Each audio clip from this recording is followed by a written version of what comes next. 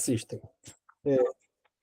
Estamos iniciando mais um estudo bíblico das manhãs de domingo, mas que ficará no ar, independentemente da data e da hora de hoje.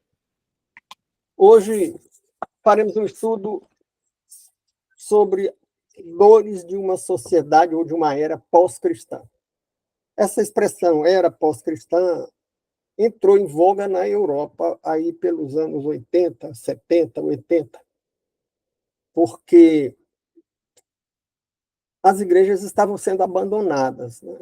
Os europeus todos estavam ficando desigrejados. Primeiro, eram pessoas que ainda se diziam crentes ou protestantes, mas desigrejadas. Depois deixaram de se dizer e passaram a se assumir como agnósticos, quer dizer, alguém que não afirma se existe ou não existe Deus, né? E depois, né, cresceu o número dos que afirmam taxativamente que não há Deus, né? Foram vendidos, viraram supermercados, viraram até bordéis. Então, falava-se numa era pós-cristã. Então, e começou uma pressão muito forte contra os símbolos do cristianismo. Chegou a um ponto que, há poucos dias, um cidadão que fazia uma pregação do evangelho numa rua de Londres foi preso, porque estava perturbando a ordem pública. Então, isso seria uma era pós-cristã. E, estranhamente, os muçulmanos fazem grandes manifestações de rua, na França, na Inglaterra, ocupam ruas inteiras com multidões, se ajoelham no meio da rua e obstruem a rua, e a polícia não intervém, né? A pressão é só contra o cristianismo, porque está se configurando realmente uma era pós-cristã. Isso era um fenômeno muito europeu, mas isso chegou nas Américas, inclusive na América Latina e no Brasil. E hoje existe uma pressão muito grande contra o cristianismo. O Ministério Público de São Paulo quer proibir Bíblia nas bibliotecas públicas. Biblioteca pública não é para ter Bíblia, né? E já houve um parecer do Ministério Público em Minas Gerais contra a adoção de uma criança por um casal, porque o casal era evangélico. Então, evangélico não é para adotar criança. Então, nós estamos vivendo uma época de muita perseguição. E, de certo modo, essa linha de estudo que nós estamos fazendo sobre a apologética contemporânea foi motivada por isso. E para que o nosso canal tenha mais acessos e a plataforma dê um destaque maior para ele, nós pedimos que os irmãos se inscrevam, é de graça, não paga nada para se inscrever, e façam, e participem, ou fazendo perguntas, ou fazendo alguma retificação, dizendo que alguma coisa não é bem assim, ou dando alguma forma de contribuição, inclusive testemunho. Então, passemos ao estudo das dores da sociedade pós-cristã, porque o mundo se tornou pós-cristão, ou está se tornando. A Europa se tornou, os Estados Unidos estão se tornando, e a América Latina começa a pender nessa direção. Embora haja também um crescimento das igrejas chamadas, os antropólogos chamam de igrejas quentes, que são as igrejas que outros chamam de fundamentalistas, ou pentecostais, ou o Shalom, na Igreja Católica. Enquanto o catolicismo esfria e perde adeptos, um pequeno grupo dentro do catolicismo cresce, que é o Shalom, né? E cresce porque é o que as pessoas no meio evangélico chamam de renovado, igreja renovada, ou pentecostal, e os católicos chamam de carismático, né? Então, porque leva a sério a orientação bíblica. Quais são as igrejas que se acabaram na Europa e estão se acabando na América Latina e nos Estados Unidos? São as que quiseram adaptar o conteúdo bíblico à cultura mundana, né? Quiseram pregar um evangelho com sabor de incredulidade, como eu disse uma vez para um pastor que morreu com raiva de mim e nunca esqueceu disso, porque ele foi dizer que num certo colégio confessional as aulas de religião não estavam agradando aos alunos. E aí tiraram o professor e ele foi substituir, todo mundo gostou. E eu pensei, se todo mundo gostou, que o negócio não está muito bom. E aí eu disse assim, deixei escapar uma ideia, eu disse para ele, você está fazendo sucesso porque você está pregando um evangelho com sabor de incredulidade. Porque não tem comida com sabor de outra coisa, né? Então, o menino toma um remédio com sabor de laranja, um sabor de chocolate. Então, tem também um evangelho com sabor de incredulidade, e esse está se acabando. Então, o que está resultando, o que é que a gente pode observar que resultou dessa marcha do mundo na direção da incredulidade, na direção da era pós-cristã? E qual foi o pretexto para isso? Qual foi um dos argumentos muito forte nessa direção?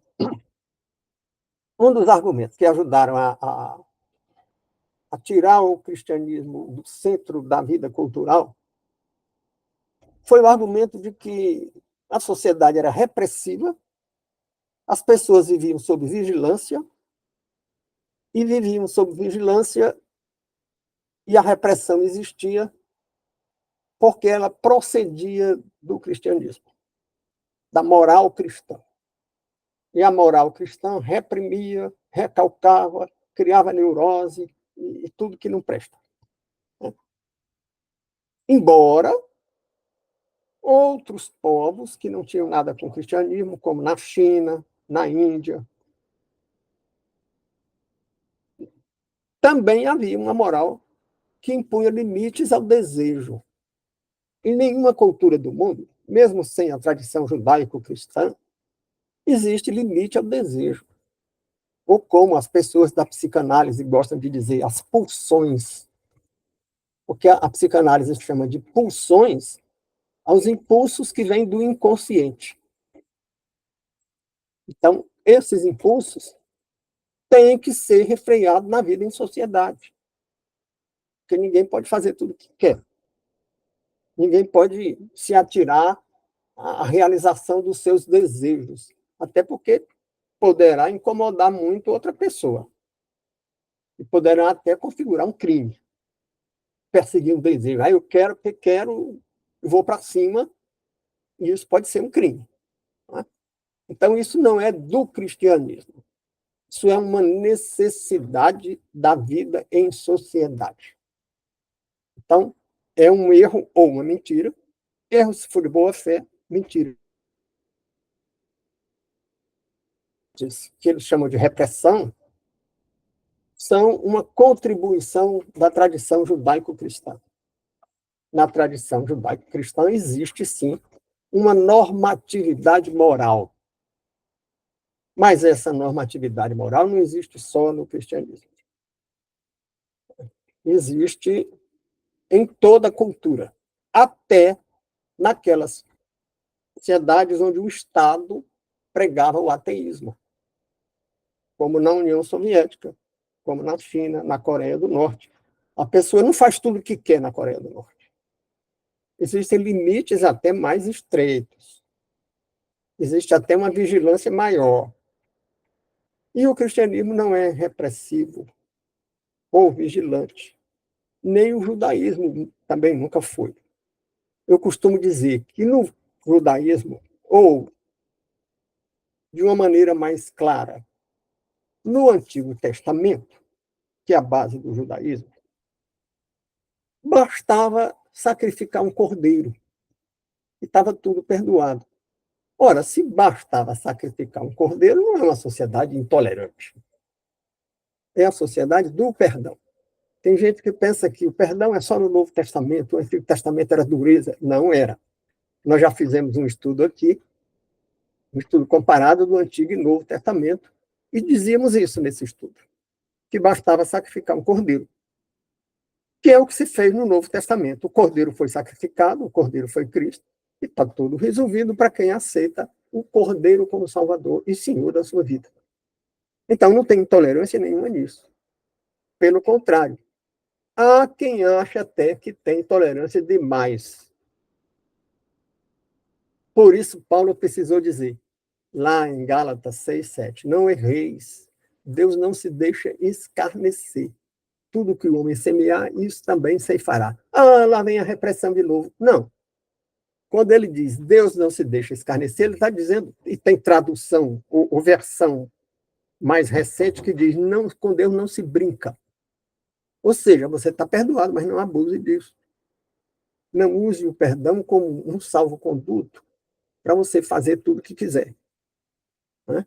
Você está perdoado se aceitar o caminho da nova criatura, da transformação em nova criatura. Então, não tem nada de repressivo nem de intolerante. Até a ideia de que o olho por olho, dente por dente, que está lá no Antigo Testamento, era uma coisa intolerante. Também não é, pelo contrário. É uma maneira de limitar a repressão. Porque se matava uma pessoa por qualquer coisa. Ah, o sujeito pisou no meu pé, eu mato. Ah, o sujeito quebrou meu dente, eu mato. Aí chega Moisés e diz, espera aí, ele quebrou seu dente, você pode até quebrar o dente dele, mas não faça mais do que isso. Ele pisou no seu pé, você pode até pisar no pé dele, mas não faça mais do que isso. Isso é o que no direito moderno se chama princípio da proporcionalidade entre a pena e o crime. Na Bíblia não se diria crime, se diria pecado, né?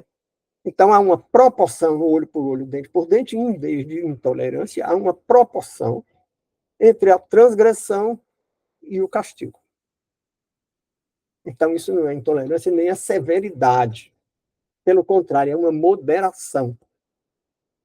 Né? Que todo o direito laico adota. Você não pode matar uma pessoa, a não ser que ela queira lhe matar. Então, a reação tem que ser proporcional. A legítima defesa é para quem e contra quem quer me matar. Ah, o sujeito falou mal da minha mãe, eu vou matá-lo. Não, espera aí. Tem que haver uma proporção entre uma coisa e outra. Então, dente só por dente. Dente não pode ser pela vida. Então nós temos aí uma introdução dizendo o porquê desse tema e falando dessa descristianização do mundo ocidental e tentando dizer por que isso aconteceu e quais são as consequências. Né? Aconteceu, uma das razões foi essa, de dizer que o cristianismo era repressivo e intolerante, o que não é verdade.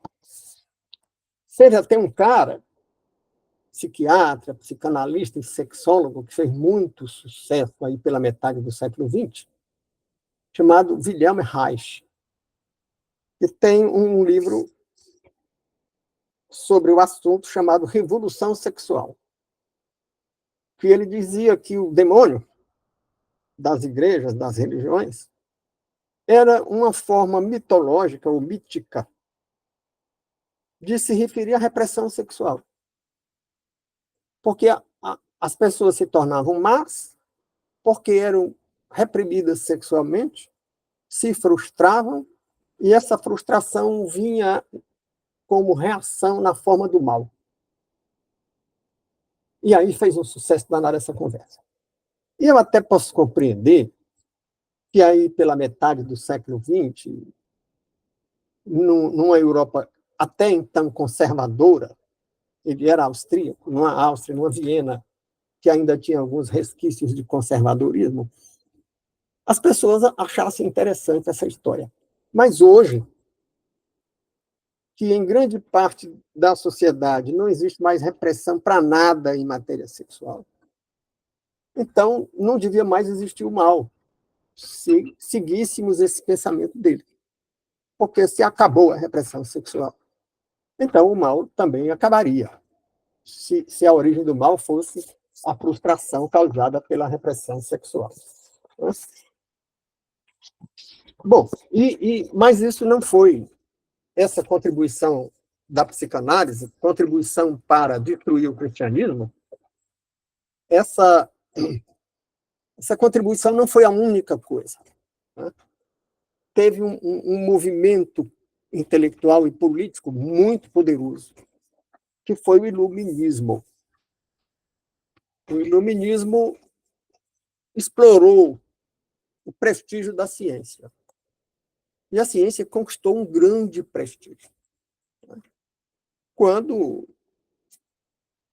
durante a Revolução Científica do século XVII, com grandes nomes como Galileu e Isaac Newton, a ciência começou a dizer certas coisas que se confirmavam, que os fatos confirmavam. Como marcar uma data para um eclipse, e o eclipse acontecer naquela data e naquela hora. Aí as pessoas se admiravam. Ora, essa tal de ciência é mesmo uma coisa extraordinária. Né? E aí o iluminismo se aproveitou do nome da ciência e passou a pregar coisas que não têm nada a ver com a ciência. Né? Passou a entrar no terreno da metafísica. O prefixo grego meta quer dizer além. As coisas que estão além da física. Né? Portanto, que não são materiais, como a moral. A moralidade não é material. A moralidade está além da física. E aí os iluministas começaram a discutir a moralidade, começando por questões como liberdade e igualdade, que eram questões tipicamente políticas, mas que não são materiais. Então, e eram políticas tentando se revestir e tendo realmente um certo revestimento moral, porque, de certo modo, contraria a moralidade judaico-cristã, da qual se fala tanto mal, o indivíduo queria ser mais do que outro. Isso não é da moralidade judaico-cristã. Então, a igualdade tem um fundo metafísico, tem um fundo que não é só da lei escrita ou da teoria política, ela tem um fundo metafísico, dessa coisa que está além da natureza material, que está no campo espiritual. Né? O mesmo que eu estava mencionando igualdade e estava mencionando, além da igualdade, a ideia da liberdade. Né? E a ideia da liberdade está muito ligada, pelo menos, a uma vertente do cristianismo, né? Que é a vertente que geralmente atribuem a Wesley e outros. Eu digo uma vertente porque o calvinismo aceita a predestinação e, no meu entender, a predestinação exclui a liberdade. Mas quando a gente fala em livre-arbítrio, a gente está colocando a liberdade como tendo um sentido metafísico e uma relação, e um vínculo, ou um laço, com a tradição judaico-cristã. Igualdade e liberdade. Mas o iluminismo é, sobretudo, uma expressão da modernidade. E moderno a gente costuma usar o termo para designar novidades. A gente diz isso é moderno, a gente quer dizer isso é uma novidade. Né? E a gente diz isso é moderno também no sentido de que está ligado muitas vezes à tecnologia. A gente diz, essa é uma televisão moderna, você pode congelar a imagem, pode não sei o que e tal. Né? Esse é um carro moderno que tem controle eletrônico de estabilidade, que tem controle de velocidade, que tem uma série de tecnologias. Então, é moderno. Muito bem, existe esse sentido. Mas moderno, no sentido que se usa para designar uma época da história, que tem o nome de Idade Moderna, tem outro sentido. Também tinha isso, porque a Idade Moderna era o novo em relação à Idade Média, que estava acabando, ao medievo. Então, tem alguma coisa assim a ver com novidade. Mas tem mais do que isso, porque a Idade Moderna também era o momento em que havia um desprestígio da Igreja Católica e do Papa e crescia o poder secular. Vinha o absolutismo e os reis não eram mais tão subordinados ao Papa, como na Idade Média. Então, era uma secularização da política, da cultura e da sociedade. Isso era moderno. E mais, Na modernidade surge o absolutismo, a ideia de que os reis tinham o direito divino e a monarquia era formada baseada numa aristocracia, que era um grupo que tinha mais mérito do que a sociedade, podia dirigir a sociedade. Isso era um ideário político. E os iluministas, que eram libertários, que defendiam tanto a liberdade e a igualdade, chamado, chamados déspotas esclarecidos. Dizia assim, não, o absolutismo está certo, porque quem é que é absoluto é uma pessoa esclarecida. Então, um intelectual tipicamente moderno defendia reis ou monarcas absolutos, como o rei da Prússia, o czar da Rússia. Né? Então, Voltaire, que era um desses que eu referi como um homem tipicamente moderno, era um escritor e pensador, ele esteve na corte da Rússia e se relacionava bem, se correspondia com os czares absolutistas. Esteve na corte do rei da Prússia, Frederico II, o Grande, e também se dava muito bem e achava bonito aquilo e justificava com a ideia do despotismo esclarecido. Quando esse despotismo esclarecido ao despotismo não esclarecido dos papas e dos bispos na Idade Média. Então, moderno tinha essas coisas. Né? E a própria Revolução Científica do século XVII, e a modernidade teve coisas boas também,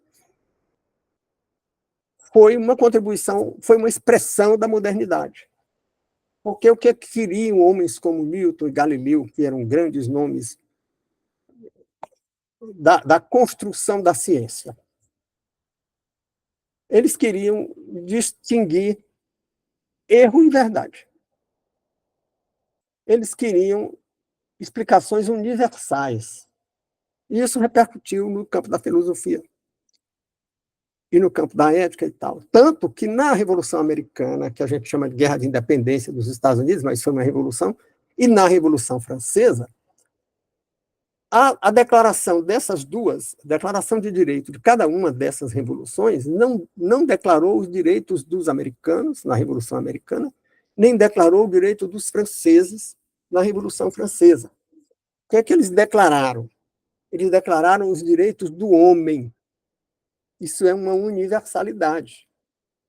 Não era o direito dos franceses, era o direito de todos os homens. Não era o direito dos americanos, era o direito de todos os homens, independentemente do país. Isso era uma maneira nova de pensar, em comparação com o anterior, que era a Idade Média, quando não se tratava das coisas de uma maneira universal, de uma maneira abrangente. Na Idade Média existia o direito dos nobres, o direito do clero, o direito dos plebeus. Então, existia uma coisa que hoje a gente chama de identitarismo. Existiam os grupos identitários, como está aparecendo de novo agora. Se fala na mulher, se fala na criança, se fala nos deficientes, se fala nos afrodescendentes, se fala nos grupos de comportamento. Hoje não está se perseguindo mais um direito universal, comum a todos. Hoje são as coisas específicas. Isso era essa subdivisão identitária era da Idade Média. A modernidade chega com o universalismo. Por isso era o direito do homem, eram coisas universais. Então, essa universalidade também foi usada contra o cristianismo. Porque diziam, olha, o cristianismo é tradição judaico-cristã. A raiz do cristianismo é o judaísmo. E Deus era um Deus tribal, dos hebreus. Eu tive um professor no mestrado em Sociologia, estudioso de religiões, que sustenta essa tese, que o Deus do Velho Testamento é um Deus tribal. e que depois foi evoluindo a ideia, e no Novo Testamento é que chega a ser um Deus universal. E eu digo para ele: olha, não é bem assim não, porque a promessa feita a Abraão foi que da tua descendência, ou feita à mulher, depois da queda, né? Da tua descendência serão benditas, a promessa feita a Abraão, da tua descendência serão benditas todas as nações, algumas versões dizem todas as famílias da terra. E a promessa feita à mulher foi que a semente da mulher pisaria na cabeça da serpente, portanto, do mal universal. Então, já no Gênesis, a tradição judaico-cristã é universalista. E já na Bíblia nós temos que Deus não faz acepção de pessoas. Se não faz acepção de pessoas, dá um tratamento universal a dá um tratamento universal comum a todas as pessoas. Então, vimos que essas ideias de que o demônio era repressão sexual, ou que o cristianismo não é universalista,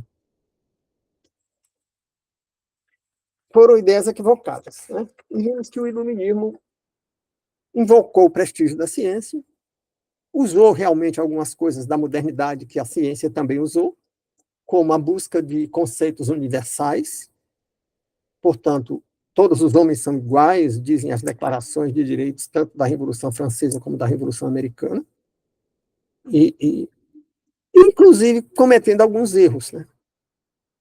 Porque lá na declaração dos chamados pais fundadores da América, né, nos Estados Unidos, a declaração diz que todos os homens nascem livres e são iguais, seguindo a ideia de um pensador suíço que viveu na França, o Jean-Jacques Rousseau, que numa obra que teve um impacto muito grande até hoje, influencia muita gente, um livro chamado Contrato Social, o Rousseau diz que os homens nascem livres e em toda parte vivem acorrentados. Cometeu dois erros. Primeiro, que ninguém nasce livre. A liberdade precisa ser conquistada. A gente nasce dependente. A gente só sabe mamar e atender necessidades fisiológicas quando nasce. Então a gente é completamente dependente. Quem é dependente não é livre. Se nós queremos ser livres, nós precisamos conquistar a nossa independência. Portanto, liberdade é algo a ser conquistado. O segundo erro é dizer que em toda parte o homem vive acorrentado. Não, não vive acorrentado. Em toda parte existem limites para as interações sociais. Eu citava no texto que eu fiz há poucos dias, um jurista argentino, Carlos Cócio, que eu até na pressa digitei errado o nome dele, é Cócio com dois S, e eu digitei com C.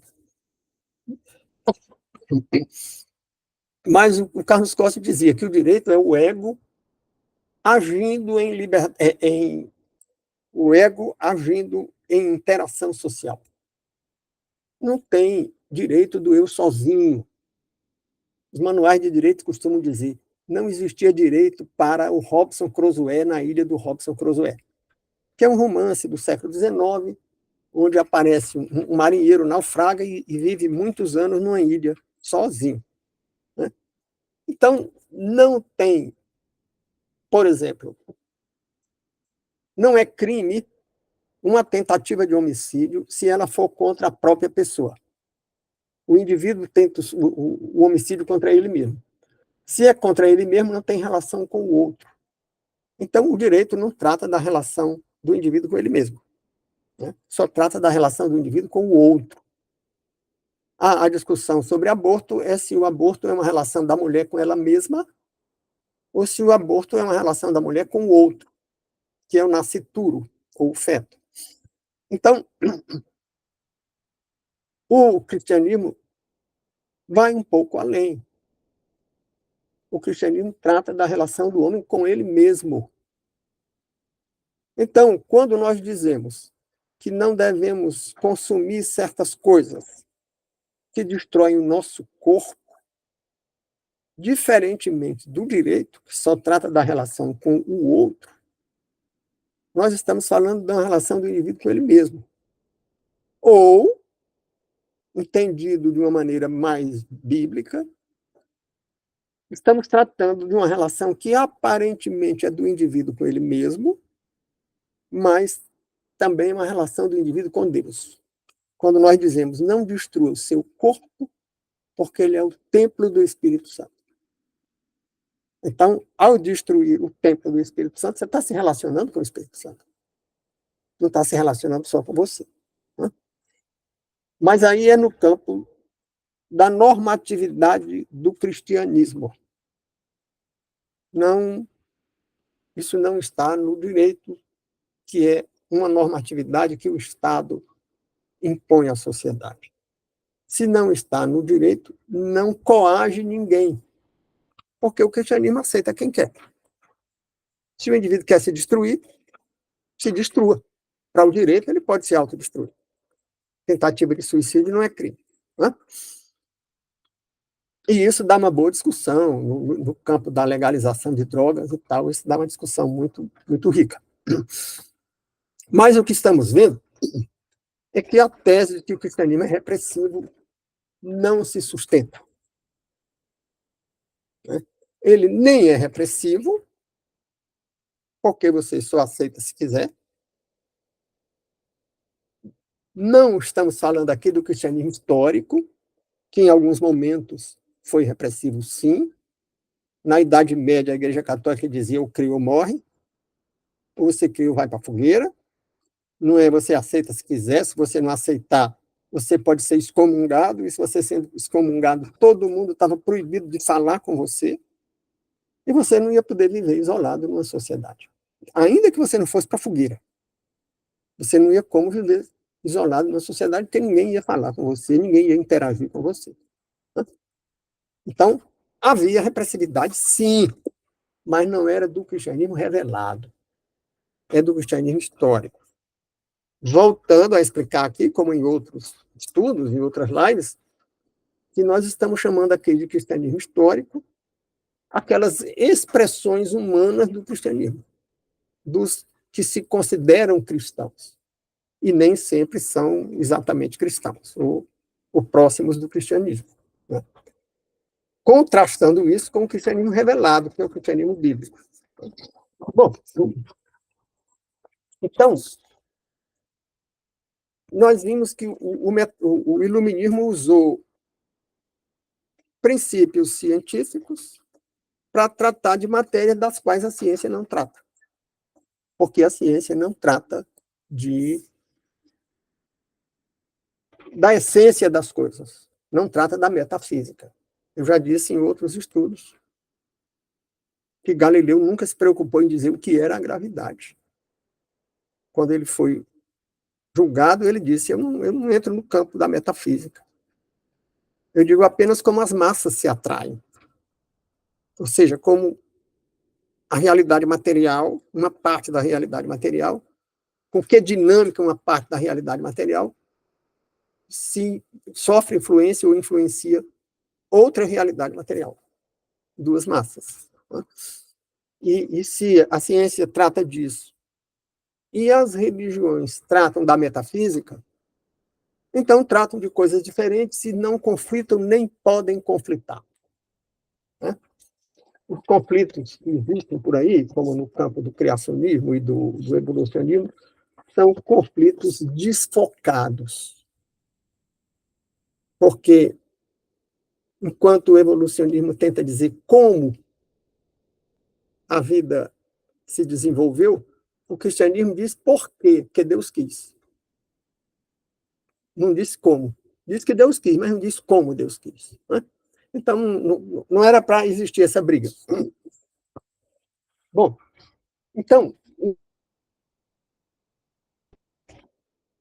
tenta voltar à filosofia grega, do período clássico da civilização grega, também chamada civilização helênica. Ora, E por que isso? Porque realmente as contribuições da filosofia grega foram muito ricas. Até mesmo antes de haver propriamente uma filosofia teorética que tenta explicar as coisas,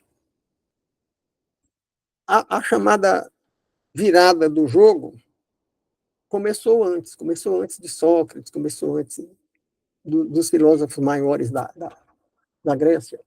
Começou numa cidade chamada Mileto, com um cara chamado Tales, que as pessoas conheciam as pessoas eram conhecidas pelo nome ou pré-nome, como nós diríamos hoje, o nome próprio, seguido da cidade de onde vinham. Paulo era Paulo da cidade de Tarso, era Paulo de Tarso.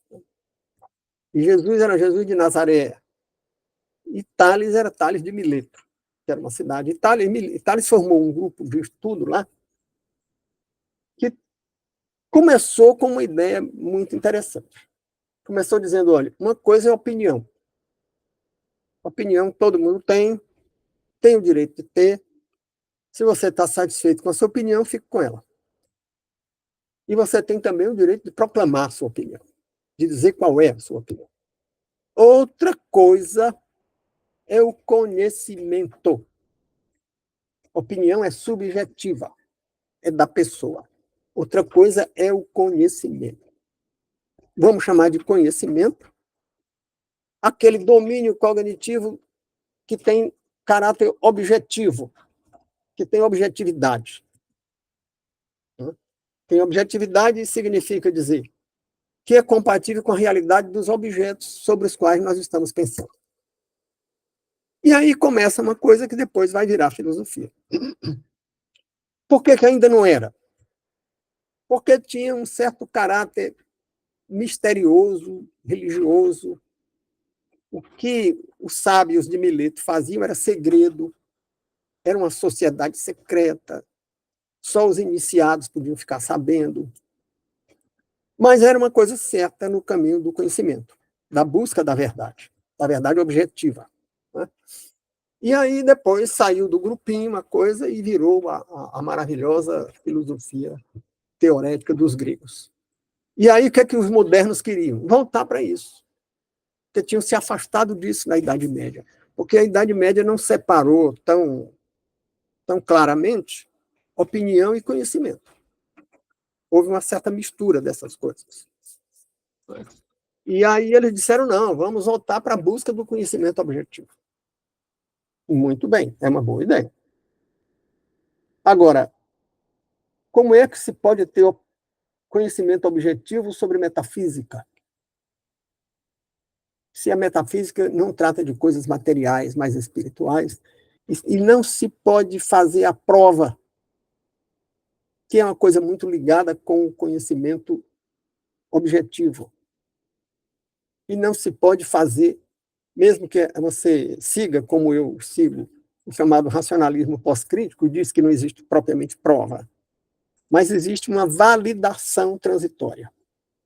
Existe um teste que torna uma declaração ou uma tese válida até que ela seja derrubada. Mas se ela passou nos testes que se fizeram até agora, então ela é válida.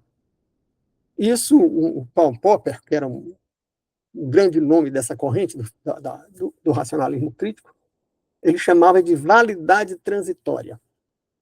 Então, e não dá para fazer teste com metafísica. Ai, dá, sim, porque temos os testemunhos, a gente ora, a pessoa se cura, e uma pessoa tem uma revelação, e a revelação se confirma e tal. Muito bem. Mas isso não é possível controlar esses fenômenos e repetir. A gente não pode dizer que a resposta de oração vem padronizada. Às vezes a gente ora e não tem resposta. Às vezes a gente ora há muitos anos. E às vezes a gente ora e tem uma resposta imediata. Você não termina nem de orar, já está acontecendo a resposta. Então, realmente não dá para confundir fé com ciência. Ah, mas então a ciência não tem fé? É claro que tem. Não tem ciência sem alguma fé. Ah, mas não é fé em Deus? Sim, pode não ser fé em Deus, mas tem alguma fé. Por exemplo, lá na Grécia Antiga se dizia que não há efeito sem causa. Isso era a filosofia que passou para a ciência e a base da ciência. Quando a gente pesquisa uma doença, o que é que o pesquisador quer saber? Qual é a causa da doença? Porque ele imagina que não tem efeito sem causa. Então, se existe a doença, existe uma causa. Mas alguém já provou isso? Que não existe efeito sem causa? Não. A gente crê. Até porque nós podemos nos deparar com um fato novo. Se é um fato novo, não foi estudado para saber se ele tinha causa ou não tinha causa. O que é que nós dizemos quando não encontramos uma causa? Nós dizemos, esse é um fato cuja causa ainda não descobrimos. Como é que eu sei que ela existe? Quando eu digo ainda não descobrimos, eu estou dizendo que ela existe, eu só não descobri. Se eu não descobri e acho que ela existe, como é o nome disso? Fé.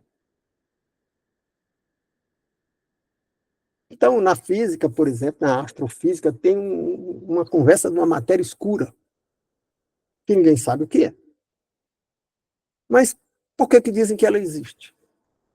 Não, porque a luz, que vem de uma estrela muito distante, percorre um espaço onde não tem nada. E a luz não se propaga no vácuo, que ela é uma onda. Ela é uma partícula, mas também é uma onda. E a onda só se propaga num meio material. Então tem que ter alguma matéria aí. Mas cadê essa matéria? Ninguém consegue detectar essa matéria num lugar que aparentemente é o vácuo. Mas deve existir uma matéria. Então a gente supõe que existe. Como é que a gente vai chamar de matéria escura? Porque deve existir. Então isso é uma fé. Eu acho que deve existir. E se a luz se propagar no vácuo? Né? Então é claro que com muitos estudos e muitos cálculos matemáticos, os físicos vão dizer que não tem vácuo, e que tem uma densidade muito baixa e tal. Né? Vácuo seria a existência completa da matéria.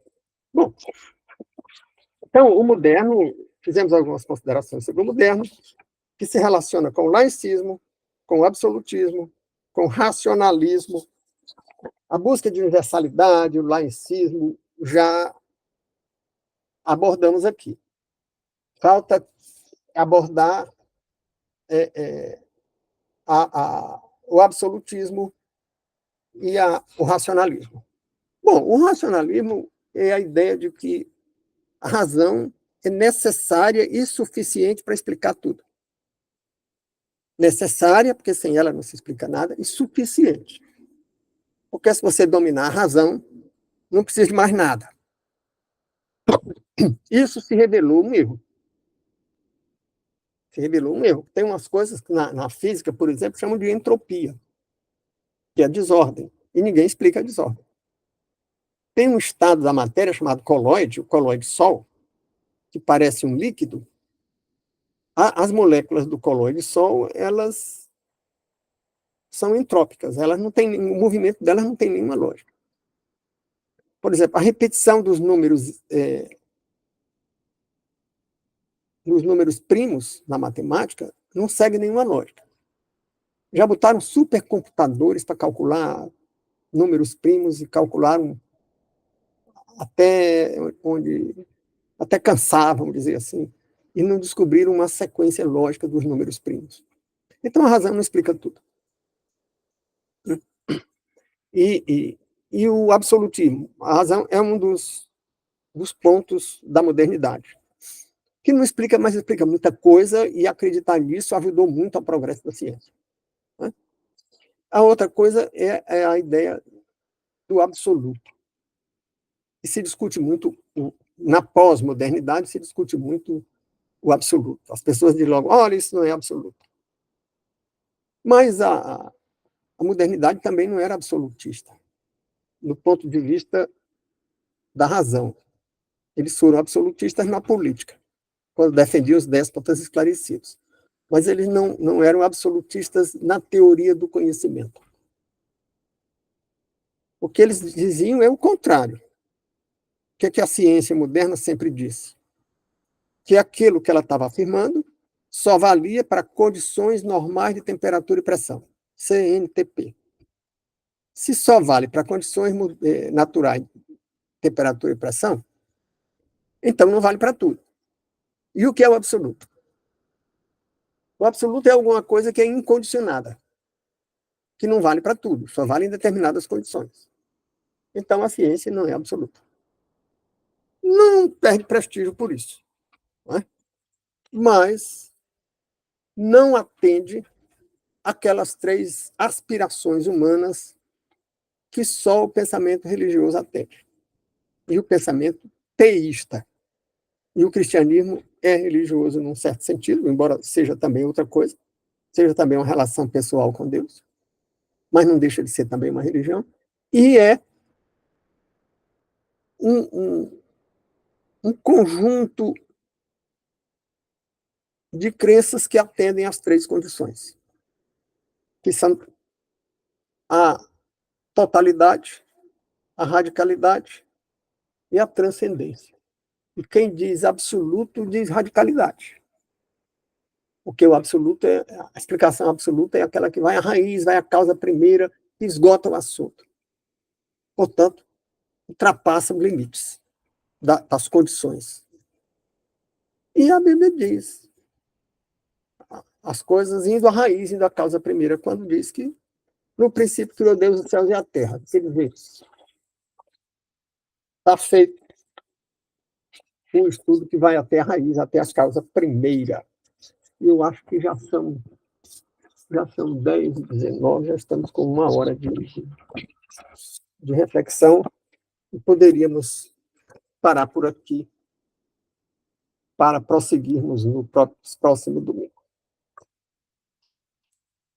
Ficam os nossos agradecimentos, pedindo mais uma vez que se inscrevam no canal, porque é de graça, e que deem o like, o polegarzinho para cima ou para baixo, se gostou ou não gostou, e que participem, como é a participação a que eu estou me referindo. É mandando perguntas, ou dando testemunhos, ou acrescentando algum comentário, porque isso prestigia o canal na plataforma e a plataforma exibe mais o canal, que tem mais inscritos, que tem mais participação ativa, e ficam os agradecimentos pessoais. Mais uma vez, dizendo que vamos encerrar a gravação para que as pessoas façam perguntas e comentários